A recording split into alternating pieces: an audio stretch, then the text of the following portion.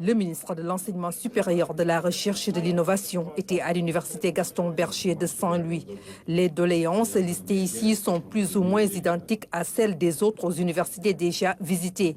Manque d'eau ou de connectivité, retard dans l'exécution des chantiers, des conditions sociales et pédagogiques qui sont loin d'être les meilleures. Des difficultés imputées en grande partie à l'insuffisance du budget. Il y a eu une erreur de départ qui a fait que nous sommes dans une année où toutes les universités fonctionnent au ralenti parce que les budgets n'ont pas été donnés à la valeur attendue. Donc le problème, ce n'est ni le recteur, ni le ministre, ni le directeur du CROUS.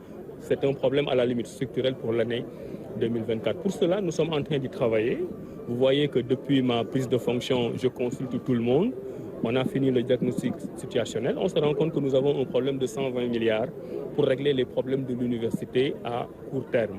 Quand je dis à court terme, c'est d'ici la rentrée d'octobre 2024. Au-delà du budget global, on a ici un problème de chantier. Mais vous verrez aussi que la plupart des chantiers, que ce soit les chapiteaux qui sont déjà terminés, qu'il faut juste réceptionner pour pouvoir y faire des cours magistraux pouvant accueillir jusqu'à 1500 étudiants. Le restaurant, les projets sont assez avancés. Nous savons actuellement sur quel levier il faut actionner pour augmenter le nombre de places. En fait, tous les problèmes qu'on a vus ici sont résolus pratiquement à 80%.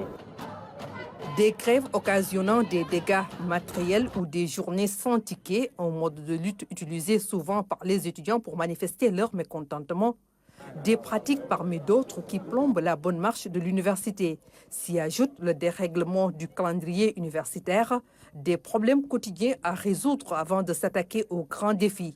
Que nous autres, dans notre gouvernement, avec le président Diomaye Faye et le premier ministre Ousmane Sonko, qu'on règle d'abord les problèmes quotidiens, mais aussi qu'on ait une projection sur les 10, 15, 20, 30 prochaines années de l'université sénégalaise. On peut continuer à construire des amphithéâtres, des résidences universitaires, mais il faut améliorer l'enseignement à distance.